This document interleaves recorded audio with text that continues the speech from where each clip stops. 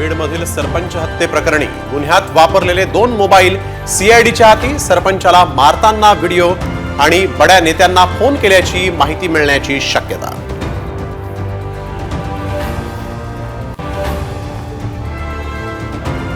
राजकीय वादात अभिनेत्रीचं नाव जोडणं सुरेश धस यांना शोभत नाही.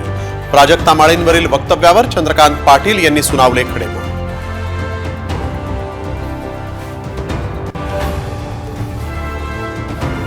अजित पवार 20,000 मतांनी पराभूत, महायुतीला केवळ 107 जागा. आमदार उत्तम जानकर यांचा खळबळजनक दावा, ईव्हीएमचं थेट गणित मांडलं.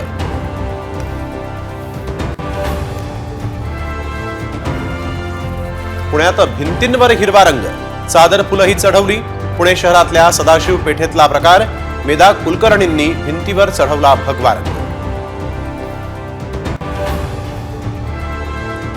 नवी मुंबई आंतरराष्ट्रीय विमानतळावर पहिल्या व्यावसायिक विमानाचं लँडिंग.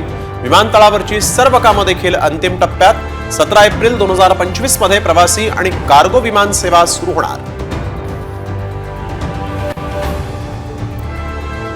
वर्षाचा शेवटचा वीकेंड, सेलिब्रेशनसाठी कोकण, थंड हवेच्या ठिकाणी पर्यटकांची गर्दी, देवदर्शनासाठीही भाविकांच्या रांगा.